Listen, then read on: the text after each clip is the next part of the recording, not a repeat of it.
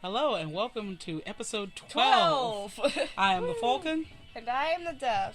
And we have an insanely crazy, information-rich show. gosh. Well, I can't believe it's only been 1 week. I feel like, I've been put in a blender and somebody hit frappe. We're just a tiny bit under the weather. We're like under the bus of the weather. Of course, anybody who knows anything about what's happening in the Northeast, we're about to get hit with a sort of kind of nor'easter. Yeah. If you live in the Adirondacks, it will really truly be a nor'easter. I've got a little cough right now. So forgive me. If we sound like we've been smoking 4 packs of Camels a day, we really haven't been, but we just sound that way. It has been such an insane week. It's like I don't even know where to start. First of all, we'd like to thank or congratulate the city of Chicago for getting the 2016 Olympics, or a certain portion thereof. Yay, they beat out LA, and Chicago is a mega cosmopolitan place. For anybody who hasn't visited Chicago, I really suggest that you do so, because it is a magnificent city. It's beautiful. The universities are fantastic. There's just so much to see in the Windy City, and they have most excellent pizza. So, if you ever get a chance to go to Chicago, congratulations. Kudos to you. That's fantastic. We also want to give a shout out to a guy we've had on the podcast before, Jay Bakari. And with an important, I think we need to talk about it because it's an important point to bring up. He discovered, he thought he had the flu, and he was feeling a little heavy in the chest, and he thought, oh, maybe I'm getting pneumonia, and he finally went to the hospital and everything and found out a horrible thing. He has blood clots in his lungs. Yeah.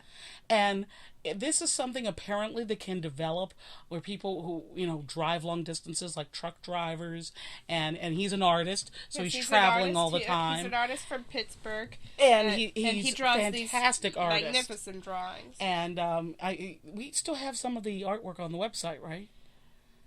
Is it still up there? No, not. It's not up there. But they can go to Bakari.com, Bakari, and see some of that stuff. But amazing artist. Just Google him. Jay Bakari, Jay, and a really incredible guy. And found out he has this horrible condition. And of course, now he's on medication and he's doing much better. And we'd like to say, our prayers are with you. We are so glad that you're feeling better. Get well We are soon. rooting for you. Get well soon. But he brings up an interesting point. He said, if you drive a lot and travel long distances a lot and find yourself sedentary, it is really important to take breaks and make sure that you walk, that you get to, if you're traveling between airports, use that airport gym. Use those club points. That's what they're there for. And make sure that you get some exercise. If you're driving long distances, make sure you get up at the rest stop, walk around, and, really do, not heavy vigorous, but something that's really going to get your heart pumping and moving to prevent this condition. And, I know in the past decade, my lifestyle has changed entirely. I used to be mega active. Now I'm much less active because so much more of my work is on the computer and I'm sitting down a lot, and I really have to stop and think sometimes to get up and move and move and move. So, one, keep yourself moving, and two, if especially with the weather being so freaky lately, with hots and colds and temperature changes, it looks like the flu's hitting late this year.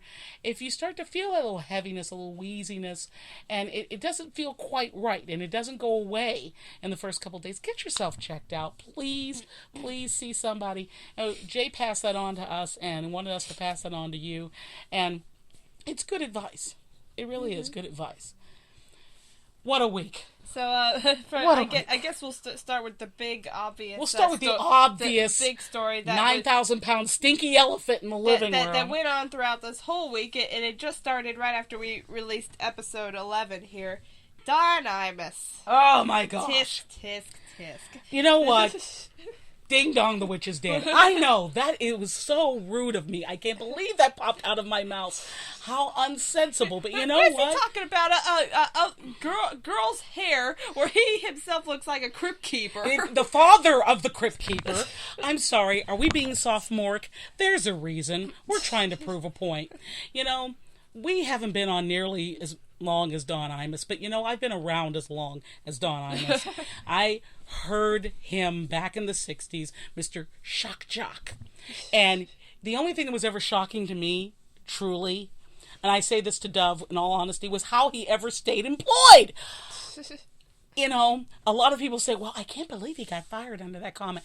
He didn't get fired under that comment. He got fired under that comment being the avalanche, the tsunami, the coup de grace of every freaking stupid thing that he has ever said over his 30-year legacy of stupid. He's a repeat offender.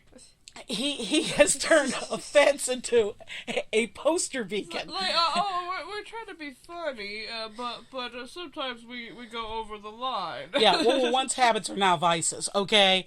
I mean, the man stomps all over everything and everybody. But in this instance, a lot of people have said some really crazy things this week that I've heard. I've read Al Roker's blog. I think I've heard every sports show I can this week. And there's just a couple things Falcon needs to address. And okay, well, he's been fired. We'll just cut to the end. And we're not going to repeat what he said because I've never said anything like that in my child's presence ever. And when I saw in writing what I heard he had said, I thought, I gave the guy a benefit of doubt. I said, was that really what he said? They had to mishear him. He couldn't have possibly made that comment about NCAA scholar athletes. There's no way he's that dumb. Did somebody hit him in the head with a car door or something? What happened? Was he abducted by aliens? Was he channeling somebody from another dimension? There must be some reasonable explanation. He couldn't have possibly have said that. And then I found the original conversation, listened to the conversation and the lead-in, and I thought, oh my gosh. And I guess the people who don't think that this is that bad must not have children. Because when I heard that, I went to Mommy Land. Now, as we all know, Mommy Land is a place, it's a very special place. I think daddies go there too, but I'm not a dad, so I can't say, but I bet they do go there.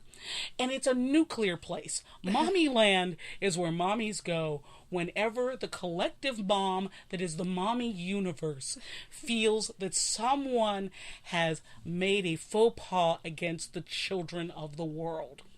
This is where Mommy Land is. I went to nuclear Mommy Land when I saw that. To the 10th power. Because I went, how dare he say something so despicable about our children? Because these are 18, 19, 20-year-old young women. College students. Gonna be doctors, gonna be lawyers, musical prodigies. See, Vivian Stringer is from Fayette County, grew up around here, is a coach who has led teams 4 times to the NCAA championship. I'm thinking he can't have been that daft. But I was wrong. He was that daft. So I went to Nuclear Mommy Land. And as Nuclear Mommy Land, my first response was tremendously sophomoric. I went, who is the daddy of the creek keeper think he is? Making some comment about my girl's hair. And possibly the misogynistic comments about sexual practices. He's not a rapper. And by the way, about the whole rapper comments, who buys rap music? I asked myself that. Who buys rap music? Who promotes rap music? You know what? It's not the African American community by and large that does that. It's 12 to 25-year-old white guys who buy rap music. It's all the Eminem wannabes who buy rap music. You don't really see any black women listening to that music. Never. Much less buying. Much less buying. Essence Magazine has had a campaign for decades to wipe this stuff out. And so many people said to me this week, well, why don't we know about it? And I said, the evil 5-letter word. Media. See, media decides what's covered and what isn't. Media, historically. Media decides what's important and what isn't important in their 30-minute news broadcasts and in their 1 hour or 2 hours of morning radio talk show. So things that are completely ludicrous are sometimes given more attention than things that are tremendously important, because media types, the cult of personality, makes the decision of what is promoted. And none of that is ever controlled by the disadvantaged minority. Ever. You think it is, it's a myth. So, while everyone was getting upset this week about what I called the smoke portion of the prestidigitation, the Magic Act, which was, well, I'm just saying with, all those rappers say, well, Daddy, you're not supposed to say them about 18-year-old girls who haven't done anything to you or anyone else. It was bad. It was wrong. It wasn't even a slip of the tongue. No. No. You could hear a pause. He had time to think about that. And then his brain just went toodles. See ya. Is his show live? Yeah. Well, that's the problem with live. Well, there you go. Well, would he have cut that out if it had been live? Would he have cut it out in advance? That's an excellent question. I don't think he would have. It took him 2 days to even reach consciousness. Yeah, and go, I've heard nobody talking about that. Do I need to apologize for this? Oh, I guess I do, because people are getting mad at me. He was lucky Easter was in between, because had the Easter weekend not been there, they would have been madder sooner in the collective consciousness of what is media. But it took to Monday when apparently the lid blew off. And all of a sudden, the collective consciousness decided it's time to stop this stuff. Has it been time to stop this stuff? Of course it has been. And we live in the day and age of new media. And what that means, everybody, because I know the people who listen to the Falcon and Dove are some of the most intelligent people who have ever existed in all time, space, and continuum. I know this. And I know you understand the difference between what is media and what is truth. And in new media, like you hear Falcon and Dove, we have more control and greater ability to at least express our opinions to those who will listen to us. Yes, podcasts are new media. Exactly. Are part of the new generation of technology. I have a great idea. Those who are brilliant and intelligent, like the listeners to our show, you get your hands on the gonads of old media and tell them, you know what? I'm sick and tired of you manipulating my news and my media. I'm going to subscribe to new media. New media is, I'm going to pay attention to blogs. I'm going to get my own podcast. I'm going to become an informed thinker. I'm going to attempt to gather knowledge from a variety of viewpoints instead of having you feed me like I'm a 2-month-old baby pablum and tell me what to think. Have these talking blonde heads tell you what supposedly is going on. What's supposed to be going on. That reminds me of that Jib Jab video called This We Call the News. Mm-hmm. It's what we call the news. But it isn't. But it isn't. And let's take this moment of opportunity to, one, celebrate the immense talent and accomplishment of the Rutgers women who started the season 2-4, who lost by 40 points to Duke University. I know that had to hurt. Ow! And recommitted themselves collectively as a team, because that's what teams do. They have great coaches. Big kudos right Huge now. kudos! Because they took this all in stride, and they were coming under such scrutiny with the press knocking on their doors, and getting hate mail from people. And, you know what? Don Imus' wife said, please send the hate mail that you were going to send to those girls that you have no business doing to my husband. She said that. Yeah. Okay? I think we should oblige her. She's been getting hate mail too. Yeah, I think we should oblige her. Yes, I think and definitely send it to him. The whole team has been so gracious, and they've been so mature throughout this whole process, and And they're right that this should have never happened. They should have been celebrating their success. That they were on Oprah talking about this. That they are student athletes. Yes. And they are very talented, intelligent student athletes, and they should have never had to put up with this. And they just responded with such grace. And so big kudos to them. While I'm on the subject of celebrating, I think this needs to be said. Somebody wanted to know what the difference was. The difference was that these were students who were blindsidedly attacked for no reason. That's the difference. This isn't a music video. This isn't pretend. These are real people, real emotionally beautiful people who did an incredible thing, turned their entire season around and got to the championship playing against Tennessee. Hey, Pitt was in there for a while, the women's University of Pittsburgh team. Kudos to them. And, you know, this was not something that should have ever happened to them at this juncture. But as I heard Essence, the team captain, say so eloquently, this is an opportunity to stand up for what we believe.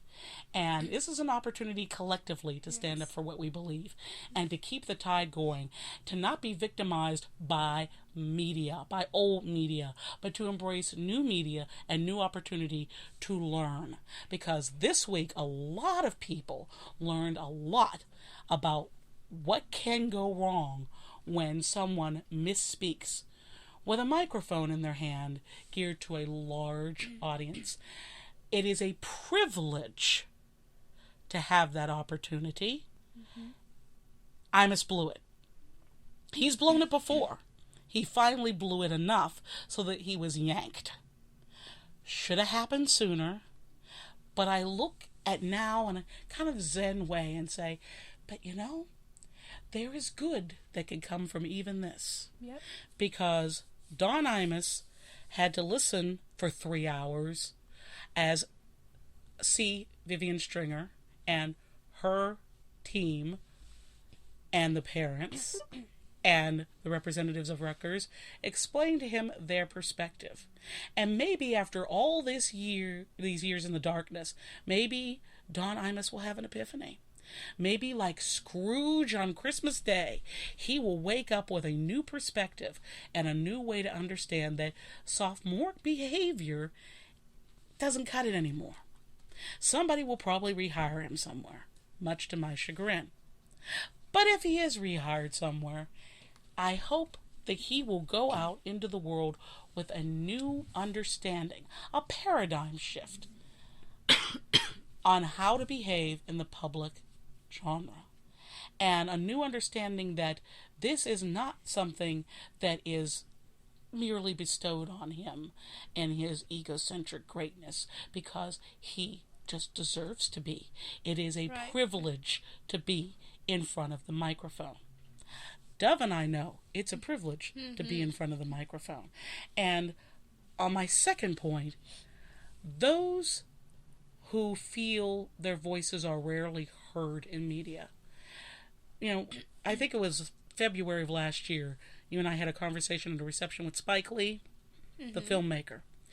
And he said, you know, there aren't enough of us in the boardroom. And what he means by us is, he means people of color, women, diversity, and women, and individuals of intelligence. That's who he means by us, in case you were wondering. And there aren't enough of us making the decisions. There's a whole lot of individuals making decisions about the green, but apparently without thinking of what the ramifications and consequences could be of placing a stick of dynamite with a microphone in his hand. Dynamite! Okay. That's a hoodwinked joke. It's a hoodwinked joke. For those of you who haven't seen Hoodwinked, really funny. It's a hoodwinked joke. The movie Hoodwinked. And very intelligently cast, I might add. Handy Dick is the rabbit. What more can you say? The squirrel. The squirrel. I don't drink coffee. Yes. The squirrel who's on something, but it wasn't coffee. Okay. Eyes the size of basketballs. right now, we have a squirrel issue at our house. As a matter of fact, we can't even use the word squirrel in front of our dog Prince. Yeah, because he's here in the room right now. And we call them SQs. That's his gang name. That's his gang name. This squirrel. Sorry. This SQ is evil. All right. Evil. Pure evil. We now have a situation where the SQ, when Prince goes into his own backyard in his own territory and is harassed by the SQ. I even witnessed an attack one day where he actually grabbed his tail and then took off up the tree. And he was laughing at him. And of course, Prince took off after him. Get him into trouble. And of course, runs up the tree where, of course, Prince is not going to get him. And the squirrel is highly entertained by this. And he's done this several times. He grabs his tail and runs away. He pulls his tail and takes off. And you know, we were actually attacked by 2 SQs. Driving down the street, minding our own business. This was a couple of weeks ago. And all of a sudden, nuts falling on our car hood and on our glass. Cracked the windshield. All the way across. There's one acorn. Dropping acorns. That they've decided that they're going to attack the human race now. And apparently the dog race as well. Mm-hmm. They just like to annoy the dogs. Crack across the windshield. The length of the windshield. Yeah, I was there. I saw it happen. First it was just a little crack and they went all the way across the windshield. Now, it's like, oh my gosh. Is something that's important and we need to investigate. Are the squirrels actually aliens from another planet? Have they been taken over? Okay. Yeah. Have they started the invasion? Have they started the attack? And they begin with harassing innocent canines and breaking windshields. Speaking of innocent canines, we're going to move on to the FDA saying that after an inspection of 400... This is a terrible figure here. 400 locations the FDA checked. The tainted dog and cat food may still be on a shelf of a grocer near you. Be very, very, very careful about what you're buying. Go to the updates daily on websites because tainted food could still be on your shelf. There is a large veterinarian group that has about 6% of the veterinary and locations nationally who has been tallying what they call the line of ill and deceased, unfortunately, patients of dogs and cats. This veterinary organization reports that 39,000 pets have been sickened or killed by contaminated food in the past month. Now, that's 6%. This is an epidemic. So I decided to do my quick little math that I thought I would never use after high school and realized that would mean about 650,000 pets in the U.S. alone may have been infected. Again, mostly cats, but dogs have certainly suffered. Cats about 7-to-1 average, greater than dogs. But please keep checking the labels, check the dates, check your stores. If you see that there's still a food on the shelf that you know is on the recall list, say something to a customer service representative and let them know. Call their 800 number customer service line. Make sure this food is pulled because even though you may know what's going on, someone else may not. And we do not want one more sickened pet out there. So, need to get that out and make sure that everyone's on top of that. Because that's a situation that's just changing daily. Couldn't believe how much news there was this week. There was a lot of news. We're going to try to get to all of it.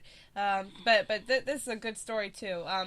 We have a Live Earth update for you all. Yes, we do. Live Earth has announced their 7 venues all over the world.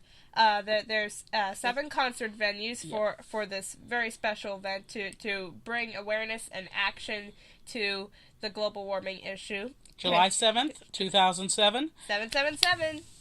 And here are the 7 venues. Hope these are close to you. The United States, Giant Stadium, East Rutherford, New Jersey. In the UK, Wembley Stadium in London. In Brazil, hope I don't butcher this, Forgive us. Copacabana Beach. I could have said that, yes. I've been to Copacabana Beach. It's wonderful. Rio de Janeiro. In South Africa, the Cradle of Humankind, Maropeng near Johannesburg. In Japan, Tokyo Dome in Tokyo. In China, Steps of the Oriental Pearl Tower in Shanghai. And Australia, Aussie Stadium, Moore Park in Sydney. There are the 7 venues, and you can read more about Live Earth at do they have a I think it's MSN. It's msn.liveearth.com. There we go. Yeah, and I've been to East Rutherford, New Jersey for a few events. Yes, so we've all been to East Rutherford, New Jersey for a few events. It's going to be a good venue. That's the Meadowlands, right? Is it in East Rutherford, New Jersey? Is that the Meadowlands? It probably has a different name now. But very, very, very nice place to see a concert. Giant stadium. It's a giant stadium. Okay. Well, that works too. It's outdoors. It's going to be summer. Everybody's going to be flocking to New Jersey. Great. And yes, to everyone else overseas, please attend this. This is going to be a great event. They're saying these are going to be the biggest bunch of concerts ever. Don't we have a list of who's going to be appearing at the U.S. and U.K. shows? Yes, which, we by do. the way, go on sale. We have the artist line up here. They go on sale Tuesday. They have it for the headliner artists for the U.S. and London events.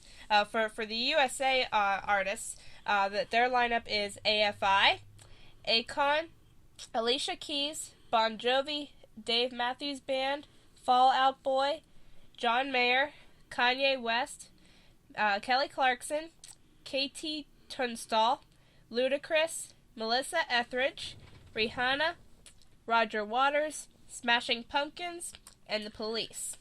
And for the London artist lineup, we have the Beastie Boys, Black Eyed Peas, Block Party, Corinne Bailey Rae, Damien Rice, David Gray, Duran Duran, Foo Fighters, Genesis, James Blunt, John Legend, Kine, I hope I'm saying that right, Madonna, Paolo Nutini, Razorlight, Red Hot Chili Peppers, and Snow Patrol. And of course, you see everyone. There's a couple reunion bands in there. Obviously, The Police are going to be a giant stadium. That's obviously a reunion band, and that should be interesting. And of course, at Wembley Stadium, Genesis, as well as Duran Duran, which that's going to be interesting. It'll be a lot of fun. Mm-hmm. I kind of want to see the Wembley show a little more than I want to see the U.S. show, but you want to see the London lineup more than the U.S. Yeah, Red Hot Chili Peppers and Black Eyed Peas together. That's pretty exciting. You want to fly over there in the middle of July? Oh yeah, right. Well, not the middle of July. It's the early July. Early July. 777. Oh, by the way, for those golf fans, it has been confirmed. Tiger Woods' named event, sponsored by AT&T, will be at Congressional this year and next year. So they're going to get it together in 3 months' time, and that will be for the July 4th weekend. And so it's going to be crazy, crazy, crazy everywhere. And as previously reported, that event will be free to juniors under 12, and as well as for all active service personnel and their families. So that should be lots and lots of fun. And the field will be 120. It won't be the small limited field that everyone was fearing, but it won't be 154 either. And we actually said on this show that we thought 120 would be a very nice number, and it is. I'm sure there's some invitational numbers in there as well. So yeah, that's going to be great. So a lot of really, really great stuff going on for the month of July. And if you want to get involved with Live Earth and with all the volunteering that's probably going to be necessary everywhere, make sure that you check out msn.liveearth.com and see what you can do and what part you can play. It's going to be a real fun time. And these are the kinds of things that, obviously when Live Aid took place, organized in part, certainly the face of Bob Geldof was unforgettable during that particular period. I was in my 20s then, and that was something I was very actively involved in and thought it was really cool. And we were doing things like Hands Across America then, and really trying to show a sense of unity. And, I think we need to remind ourselves of our sense of Earth unity. One planet, one people, that kind of thing. Yeah. We are all brothers and sisters. And it's time to do something like that fun again. So yeah, exactly. To and promote peaceful. This for a world cause here. All right, our next story. Something else is going on this July. Scholastic has now released their publicity campaign for Harry Potter and the Deathly Hallows, the last book in the Harry Potter series. They had a press release here that they're doing something very special where they're taking this huge night bus from the third movie, and traveling all over across the country to 37 lucky libraries to host a special tour. And I'm going to read their press release. Hold on to your hats, it's going to be a bumpy ride. I love that little shrunken head. That is so cool. I know a lot of people didn't like him. I know, I love him. Yeah. I love him. Hey guys, why the long faces? My best friend and I love this guy. We just think he's J.K. Rowling liked the shrunken head, so that should be enough right there. Well, there you go. If the author likes the shrunken heads are cool. There we are. There, all right. Scholastic, the global children's publishing, education, and media company, announced today that the 37 library tour schedule for Harry Potter and the Deathly Hallows Night Bus tour. The Night Bus, based on the unique triple-decker purple bus described in the Harry Potter books, will launch on June 1st, 2007 from New York City and will travel to 37 libraries across the country over a 7-week period. So they're really going to drive this bus? Yeah. They're really going to drive the bus? I think so. The real night bus? Oh, well, not the one from the film. They might have a replica. Yeah, well, you got to watch where you drive that because it's pretty tall. Yeah. You got to make sure you have clearances. Here in Pennsylvania, we have bridges all over the place where you better not be in the right lane when you're going through that tunnel. Or there goes the top level of that night bus right off. It'll be like a scene from The Mummy Returns. Exactly. Where the double-decker goes under the bridge and it turns into a single-decker bus. That's it. You have to be really careful about where you're driving that thing. That purple bus is the coolest thing, but you gotta watch where you drive it. Yeah, yes, and Scholastic is all about sevens too. All right, just like Live Earth is 777, it's all about the 7. And their slogan for this whole publicity campaign is called "There Will Soon Be 7." So this is a 7-week period, ending back in New York City at Scholastic headquarters to kick off the release of the 7th and final book in the series at 12:01 a.m. on July 21st, 2007. In each location where the bus stops, fans will be invited to board the night bus and share on video their thoughts and feelings about the Harry Potter books. Select video clips from each location will be uploaded for viewing and sharing on scholastic.com/Harry Potter. Additionally, each person will receive a unique username and password so that they can view their own video online. Quote, "We know that one of the most incredible things about Harry Potter is the amazing discussion that it ignites among fans of all ages," said Lisa Holton, president of Scholastic Trade and Book Fairs of Scholastic. The Night Bus Tour is the perfect way to let fans from across the country share their Harry Potter experience as they await the conclusion of this remarkable series. The schedule of libraries was planned to reach the largest possible number of fans all across the country during the weeks from June 1st through the release of the book. The complete Night Bus current tour schedule will be provided on the show notes. On the show notes, we'll provide a link, and they have all the libraries and the dates. This is going to be the summer to remember. Yes, it is. So we get our picture on the bus and do a video. I love it. Yeah, yes, we hope to get to at least one of these locations and hope to have a live podcast there. The closest one that we have right now is Cleveland. That's the closest to us. Sorry. I'm in Pittsburgh, Cleveland, We're trying to get one in Pittsburgh. There. a little bit. But even though it's not football season. We could do a live podcast there and personally interview some of the Scholastic people. So, yes. Stuff. So that would be fun. Good stuff. Google has joined the National Holocaust Museum to create a site using Google Earth that shows the destroyed villages and personal stories in Darfur. And that's incredible. It is incredible, and I think they're doing that to bring the message home. I mean, obviously, this can be used as an educational resource, but this is also to get people to respond. Again, back to that media thing we were talking about. Google is new media, and they are trying to use their new media to spread information that is extremely important. And I think their partnership with the National Holocaust Museum is great. Anything a lot of people use Google Earth for entertainment, mainly. Entertainment, or maps and things like that. Right. And, this is an opportunity to really expand your knowledge of a particular situation and to find out what you can do to help stop the violence in Darfur. This is something that hasn't had enough media attention, in my humble opinion. Exactly. So, it's beginning more, but kudos to the National Holocaust Museum and Google for their partnership to bring this message Wonderful. home. Yeah, I saw that they actually show the fights and the flames that are going on, and they show with these little icons, and you can click on a village and you can read a personal story from someone there. And it's not light reading, but it's not supposed to be, and it's information people need to know. And it's kind of strange that the whole Don Imus thing would happen this week, the week that Kurt Vonnegut passes away at the age of 84. And Kurt Vonnegut had such a major influence on popular American literature, I can't even begin to do it justice. And for any of you out there who have not read things like Slaughterhouse-Five and Cat's Cradle, do it.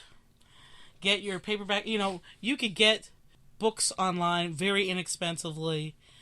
And, go to Amazon, go to abebooks.com, ABEBOOKS.com. Get some Kurt Vonnegut books and dig in, because these are books that are important to understand a particular period of our consciousness, our collective consciousness. But it's also important for the future. And, here was a guy who really, said none of his characters individually were really characters. They were representatives of a larger body of society and consciousness. And it's impossible to describe him except to say brilliant. And I'm going to miss him. He was a very large part of my childhood. I would probably say right alongside with Ray Bradbury and Maya Angelou and Nikki Giovanni and J.R.R. Tolkien that, he was right up there. And I'm going to miss him. And he lived a good, solid life and never compromised his writing. And for those young people out there who are interested in, saying something in your literature, in your fiction, don't be afraid to do so. I know these days it may look like having something powerful to say in your fiction writing is rarer, but it really isn't. The more courage you have, the more you need to share that courage with others. And if that has to be done through nonfiction or fiction, do it. Just do it. Don't be afraid to express that part of yourself that could inspire someone else. Or enlighten someone else, which was Vonnegut's whole point some of the time. So, there we go. Ert, for you, man, we light a candle. Alright, we've been putting this off for 2 weeks now because we just had so much to talk about. Scientists finally got a £1 million grant to invent an invisibility cloak. That's so they can use it as a defense tool. That's a cloaking device. Physics experts at Salford University have been given a £1 million grant to design materials that can hide solid objects by bending light around them. It can mean invisibility cloaks, which make people and objects disappear from view, like the one used by Harry Potter and J.K. Rowling books, will one day become a reality. Following in the footsteps of H.G. Wells, a team of experts are working on the latest generation of materials, which will radically change the way that light behaves. These new metamaterials are made by inserting metal wires, a fraction of a hair in width, into another material such as plastic or glass. The introduction of the metals will create an electromagnetic force which would make light flow around a hidden object just as water in a river flows around a smooth rock. What do you think? When you consider that it's probably just going to be used as a weapon to hide bombs and things like that. Yeah, I'm kind of on the fence with this issue. You know. Yeah. It's interesting. It's interesting. NASA should get their $1 billion to exactly. to get to. I mean, I know that 1 million pounds and $1 billion is a big difference, but they need it to for their asteroid research, and yes, they do.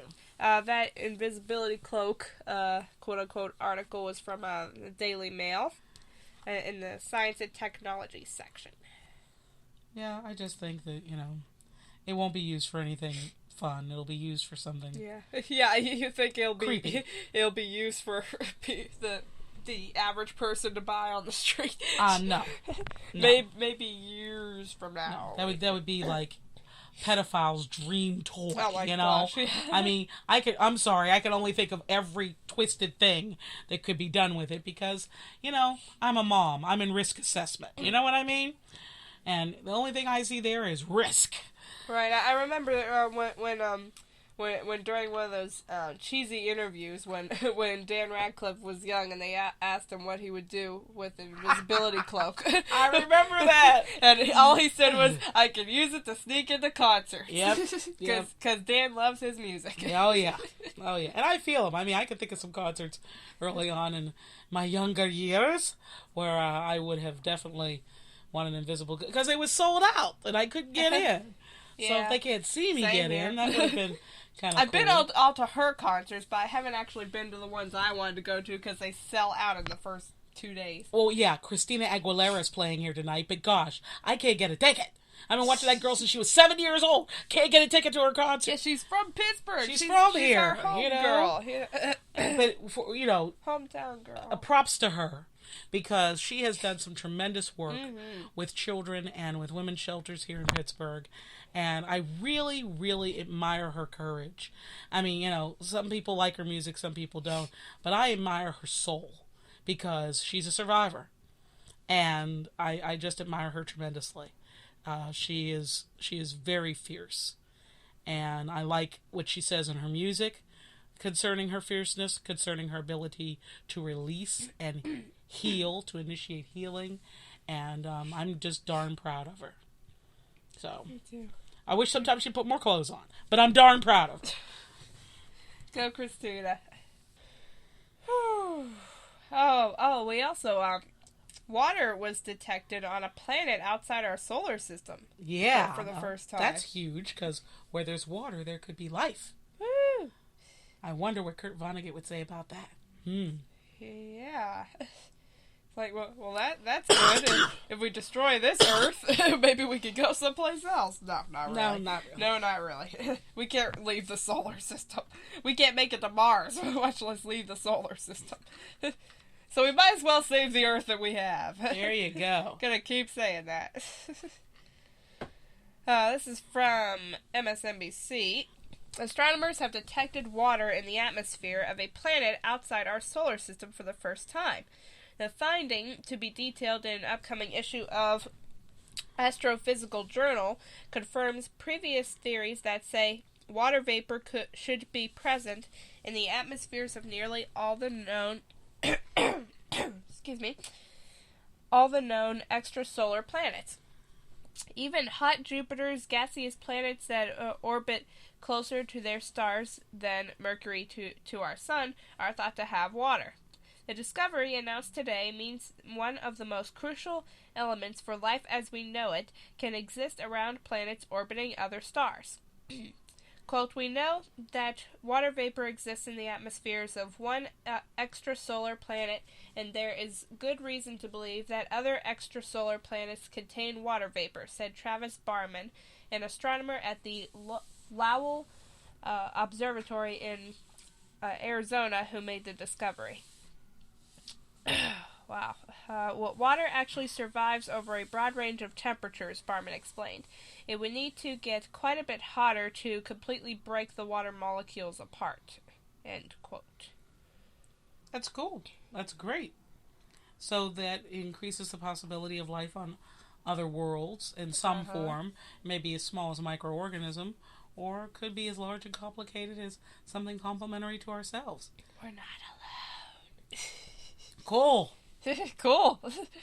Think wouldn't it kind of stink to be alone? It would. It stinks to be alone. It would. I would think that and I thought about that. It would stink to be alone? Being the only planet like that. The only planet like Earth? Or the only planet where life could exist? That would be terrible. That would be terrible. Especially since we're not doing an A+ job, are we? No, I mean, the aliens always come down and check on us and see what we're doing to the Earth, which must make them very depressed, as Sylvia Brown once said. I think the aliens come down to check out our concerts. Yeah, our check concerts? out the music. Yeah, absolutely. If you want to see a really good concert, this is the planet to come to. We have mega talented artists on this planet who do really fantastic music. You think they have their own artists? I would hope so. Maybe we'll get into a music sharing program. Maybe they'll bring some of their people for Live Earth, huh? They'll come right down to Wembley Stadium, to Giant Stadium, and say, "Hey, we brought our own people. Maybe they'll have a jam session. Maybe they'll bring a nice big spaceship over all 7 locations, like that happened at that Yes concert of yours, at Red Rock. Yep, it sure did. The government said never happened. Exactly, of course not. Yeah, of course it never happened. And meanwhile, there's John Anderson standing there going, "Hey, how you doing?" Like, how many thousand people fearless. saw it? It was like 26,000 people there. All saw the same thing. Oh, yeah. They came to see the concert. Absolutely. They know. They were like, "Hey, do Starship Trooper." Yeah. That's what they wanted. I mean, I think it's great. Why does everybody get so hung up about that? I don't know why they were over O'Hare last November or whatever it was. They were looking at the air traffic problem. I just want to make sure we're taking care of the Earth. I hope so. Oh, and I hope that's all they're checking out. Yeah. I guess we'll do one more story here. I discovered this really recently. That apparently a pill has been developed to apparently modify memories for people who have gone through traumatic experiences. And I'm on the fence about this issue as well. Yeah, kind of like a pill of eternal sunshine of the spotless mind kind of thing. Yeah. So you just forget that you were traumatized. Yeah. This from MSN Health and Fitness. You may have seen it on their main page yesterday. I'm not gonna read the whole thing because it's 5 pages long. But they call us erasing memories from the hard drive. This drug is called propranolol, and it's a part of a class of drugs called beta blockers already being used to treat real-time anxiety disorders, such as performance anxiety in public speakers. Dr. Pittman's study hinges on administering the drug within 6 hours of a traumatic event, and other researchers have been stretching the window even further, uncovering new revelations about how memories are made and stored in the brain. Quote, the old story was that once memories are stored, they're stored forever, says Kareem Nader, PhD, a researcher at McGill University in Montreal. Nader specializes in the relatively new field of memory reconsolidation, the subsequent revision of a memory after it's already been transferred into long-term storage. Quote, but what I found is that once you access a memory, you have to restore it. It's kind of like taking a file off of the hard drive and putting it into RAM. You have to save it to the hard drive all over again, or parts of it can get lost. Nader and his researchers have found an ingenious way to induce just such a memory loss. Even if patients more than 3 decades removed from a traumatic event. First, he administers propranolol, effectively hitting the emotional mute button. Then he uses the same sort of pre-recorded narration that Dr. Pittman, a co-researcher on the project, does to bring the memory into RAM. Finally, he moves on to other memories, and the patient's brain naturally reconsolidates, quote-unquote, the traumatic one with much less drama. Nader is now expanding the study in an attempt to corroborate his results with a larger group of subjects. Nobody knows when they're going to be in a car accident, or be raped, or be kidnapped, or try to give them a pill within 6 hours of the trauma is difficult, but we can control the memory now, bringing it back to the point of sensitivity no matter when it occurred. This could have implications for all kinds of problems: drug addiction, obsessive-compulsive disorder, or anything where you need to change the wiring in the brain. As visceral as they may be, traumatic events may be less to blame for post-traumatic stress disorder than the brains of the sufferers themselves. That's a lesson from as yet unpublished research on the Army's 10th Mountain Division, a light infantry rapid deployment force that has been dispatched into active duty more frequently than any other Army division over the past decade. And it goes on for a couple pages. But well, it's worthy of large discussion for the practical reasons, and then for, let's say, the spiritual reasons. Yeah. And that is, we're here to learn lessons. We're here to experience certain things of life. Right. I have certainly had, I think, we've all lived through some pretty traumatic events in our lifetimes. I've had some particularly traumatic ones. And I stand back and wonder, would it have been better if I hadn't experienced those? But we have to also take into account our own cosmic karma, if you will. Mm-hmm. And in that, some of those life experiences form, for better or worse, the way we behave toward other things. And I think that we would live our lives differently. Right. Were we not having some emotional attachment to that event. That's what I came up with in my mind immediately after I read this. I was thinking, oh, okay, that's interesting. But then I thought, do you really want to erase those memories? Because then you wouldn't know what you know now. Exactly. you wouldn't have learned what you have learned now because of that traumatic event. Some of those events that you really want to keep. Yeah. You really want to keep because it makes you more aware and of your environment. It adds to your experiences and it gives you knowledge and wisdom that you can give to others, so that they can acquire the same wisdom without having to experience the same event that you did. Right.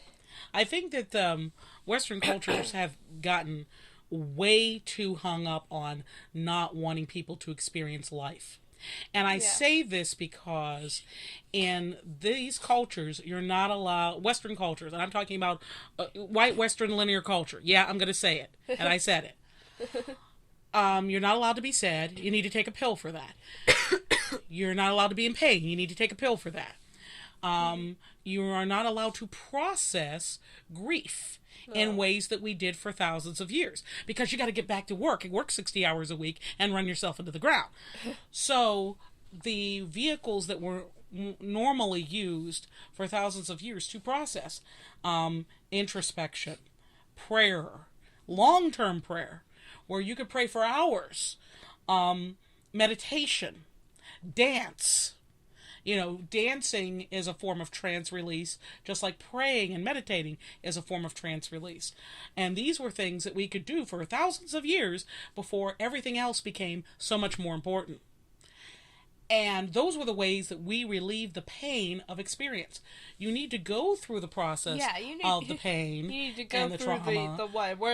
the five stages of processing. Exactly. So that you can get to a point of acceptance and move forward and heal. It seems that a lot of people don't go through those processes. It seems like a lot of people stop at number 2 or 3, either denial or anger, but they don't really move forward to that. Because they don't have a support system exactly anymore to move through that. And antidepressants don't help either. They just make it worse. And I don't think a beta blocker is going to be solution centered. It may make a person detached, but what other things will they become detached to? Yeah, what they also say in this article is that this propranolol targets adrenaline, and because so many experiences, especially traumatic experiences, come with adrenaline, and it's the adrenaline that you feel during the experience that burns the experience into your memory, and so it targets that adrenaline. So that's how it works, basically. Well, there's an assumption that a traumatic experience will automatically increase adrenal levels. That's what they're saying. Yes, because there's a fight or flight issue at hand. What if there isn't? What if depends on the person. There you go. What if the major trauma that you've experienced was your teacher telling you that your work is crap? Are your adrenaline levels raised? Are your adrenal levels higher? What if your major trauma was an absent father? What if your major trauma was the lack of a caring, connected family? Does that leave an adrenal mark? No, it's not singular. It's cumulative. Or it may be singular to, like, I remember... this is a really positive memory. When I was 3 years old and I went to the Carnegie Library in Pittsburgh, the big one down in Oakland, and I was walking along those beautiful Pennsylvania bluestone walkway and down past the chestnut trees and up the steps, and I remember looking up and seeing the words across the top, and I asked my babysitter what they said, and she said, those words say, "free to the people."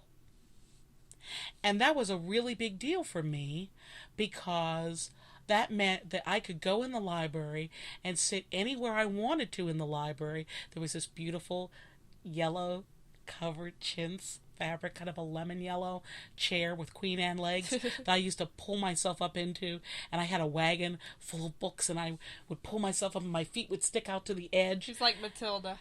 And I was like Matilda. I love books. And I would open my books and I would read them in this beautiful, beautiful, soft chair. And I thought, how cool this was. Well, that's a good memory. Did that get my adrenaline going at 3? And is that why I remember it so well? I remember Free to the People being tremendous to me, because I was in a disenfranchised class and I couldn't ride on the inside of the subway car, or in this case the streetcars that we had around. We had to hang on the outside because we weren't allowed to sit on the inside. And I remember thinking, wow, it must be hard to be on the inside of the streetcar and see all the people hanging out on the outside of the streetcar and not being able to help them. I actually thought that the people inside the streetcar might have a tougher time than the people on the outside of the streetcar. And I watched people in bad weather lose their grip and slip off and get run over. But I don't even remember that as well as I remember walking up those steps on that spring day in my cute little pinafore dress, singing Free to the People. That made a greater impression on me. I don't know if I want to be emotionally detached from that, because being attached to that helps me explain to other young people why reading is important, and why you should have a passion for learning, and why you should never take education for granted. And it helped form the person that I am. Conversely, I've had really negative experiences, and I wonder, really negative experiences, and of course all of us have been through 9/11, all of us in the U.S. anyway, through one way, shape, or form of experience. For ours, it was very close to our property, so that means something. And it hits you in a very different way. I had a cousin in the South Tower, So that was a really big deal.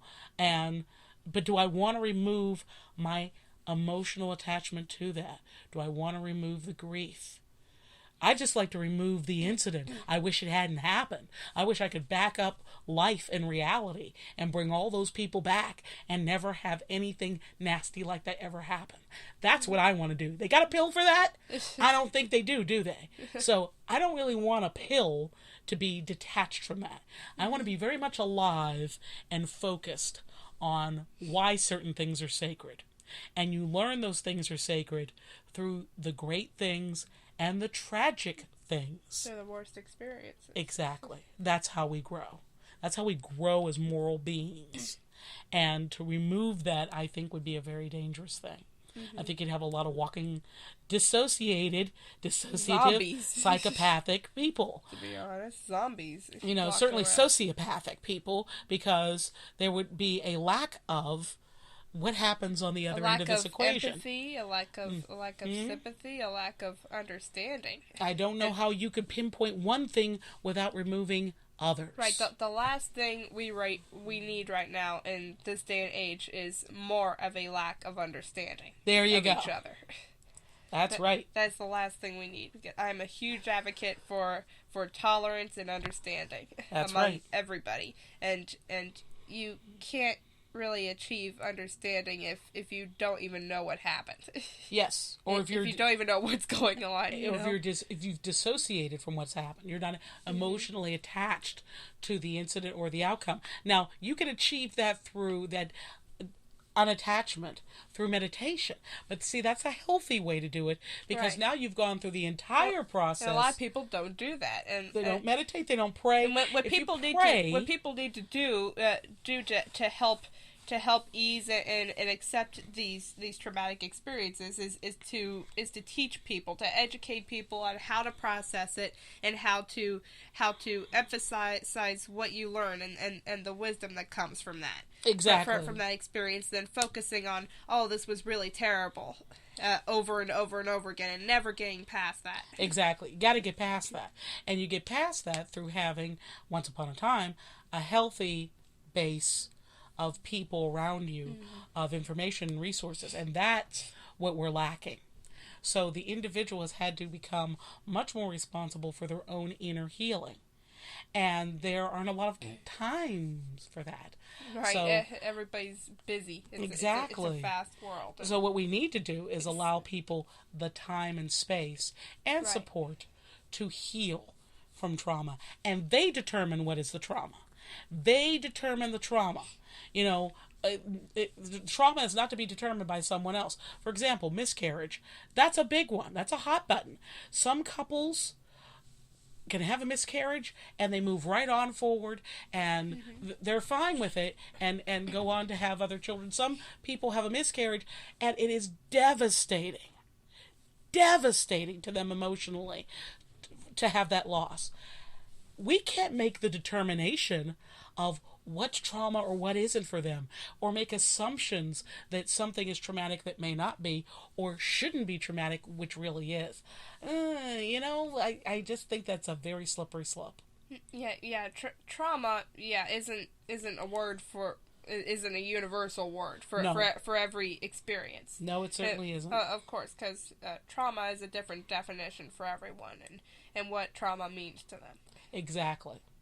And what stays with you is personal. And what goes into that memory bank and the way it goes into that memory bank is personal.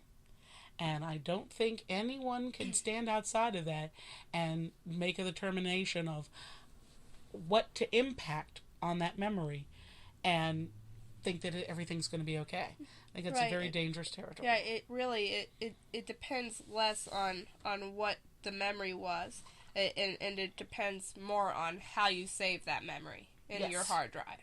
Yep, exactly. Brilliantly spoken, Dove. Okay, now we'll finish with a quote of the week. The willow knows what the storm does not, that the power to endure harm outlives the power to inflict it. The blood of the martyr. I like that one, because it demonstrates how strong we can be. The willow is flexible, and the willow can survive many storms. And that's a good one to close with this week, considering all subject matter considered this week. So, cool. It's a good episode. Yes, it was. So, we love hearing from you guys. Thank you very much. Thank you for all your feedback. Thanks for telling your friends and your family about our podcast. Thanks for enduring our coughing here and there. What coughing? I watched Beetlejuice last night. Michael Keaton has a fake cough that I cannot imitate. He really knows how to do it. He's a comic genius. Another Pittsburgher. I could probably imitate it. I'm very good at impersonations. And he has that voice, especially when he does that whole little soliloquy about, she says, what makes you so qualified? What makes me qualified? Well, first of all, I studied at Juilliard, then I went to the Harvard Business School, and then, of course, I also watched Psycho and The Exorcist. I've seen it about 146 times! He's so funny! It gets funnier every single time I see it! And I could probably imitate Gollum very well right now. Gollum from The Lord of the Rings, but because of my cough right now. Hey, this could be a new look for me. Yeah. I'll do Beetlejuice. Now, Beetlejuice. Now you're evil. Evil? Hey! The guy's trying to work here! You can't have a conversation between Beetlejuice and Gollum. and who would win? Sorry. Wow. That I worked on the Lord West. Who would win for a battle of wits? Battle of wits. Who would win in a fight? Smeagol and Beetlejuice. My friend Brittany can do Gollum very well. Hi, Brittany. Oh my God. Well, as always, if you have a story or subject that you would like us to discuss, you can email us at falcondove, FALCONDOVE @areyasimmons.com. AREYASIMMONS. falcondove@areyasimmons.com. Email us. Send us your stuff. Send us your poetry. Send us your stories, your recipes. We love everything you can send us. We've got some tremendous poetry. Tremendous poetry. I'm just amazed at the talent that is out there. That's why I say Falcon Dove listeners are brilliant people. And they are. Gifted. And obviously very artistically talented, because spread the word. We've had in varying languages, and they've done translations for us, and just beautiful, just absolutely beautiful. If you ever want any of it read on the show, let us know when you send it that it's okay to read it on the show, because we don't want to step over anyone. Right, exactly. Anyone. So if it's okay, then we'll do it. Just let us know. All right. So I am the Falcon. And I am the Dove. We wish you all the best. Have a blessed week. For those of you in the northeast of the United States, hope you kept your galoshes and your snow shovel handy. This has been episode 12. 12 already. The Falcon, the Dove, and the Prince. Take care. Peace out. Peace out.